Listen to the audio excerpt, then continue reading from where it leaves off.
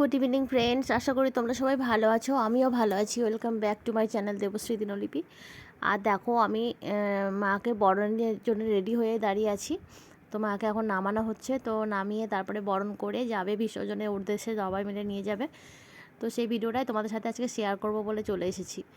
তো আমার ভীষণ ভালো লাগে, আমি প্রত্যেকবার তোমাদের সাথে শেয়ার করি, তোমাদের ভালো রেসপন্সও পাই। তো সেই জন্য দেখো এবারও তোমাদের জন্য ভিডিওটা নিয়ে এসেছি। আশা করি তোমরা অনেক অনেক অনেক ভালোবাসা দেবে ভিডিওটাতে। মায়ের উদ্দেশ্যে অনেক প্রণাম। তো চলো ভিডিওটা দেখতে থাকো পুরোটা, আশা করি তোমাদের ভালো লাগবে। আর আমি এইভাবে মায়ের বরণ কখনো করিনি, তো সেই জন্যে আমি ঠিকমতো করে নিয়মকানুনগুলো খুব একটা জানি না। তো কাকিমারা একাকে বলে দিচ্ছে আর আমি সেই কাজগুলো করছি। তো চলো, সবারই একই রকম হয় না, তো আমাদের নিয়মটাকে দেখে নাও, এইভাবে বাংলা ঠাকুর বরণ করি। তো সেটাই তোমার সাথে শেয়ার করবো। কাকিমা আমাকে বলে দিচ্ছে, তারপরে কষ্টের কি বলবো, যাদের পুজো হয় তারাই জানো যে এই সময় মাকে বিদায় দেওয়া যে কতটা কষ্টের বিষয়।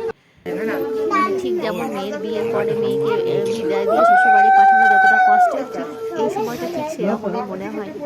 আর উচ্চ দেখছি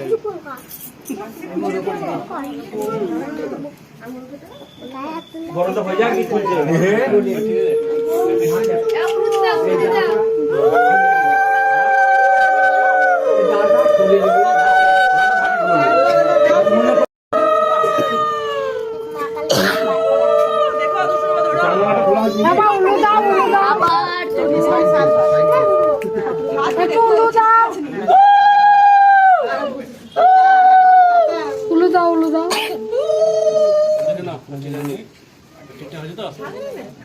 একটু উল্লে দিয়ে দাও।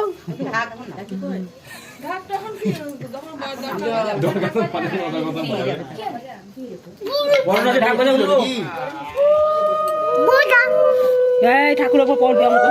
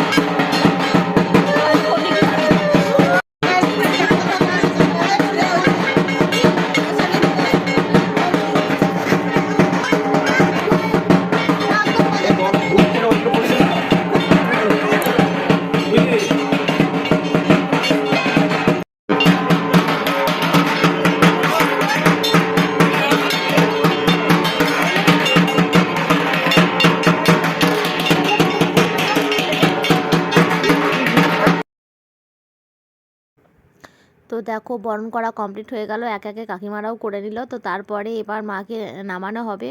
তো আমাদের মন্দিরটা যেহেতু অনেকটা উঁচু, তো ওখান থেকে নামানো একটু কষ্টকর। আর এদিকে দেখো আমার বর মহা আনন্দে কাঁসি বাজাচ্ছে। অন্যবার ঢাক বাজায়, কিন্তু এবারও ঢাক বাজাবার মনে হয় চান্স পায়নি, এবার কাঁসি বাজাচ্ছে বেচারা। তো সব রকম গুণ আছে আমার বরের।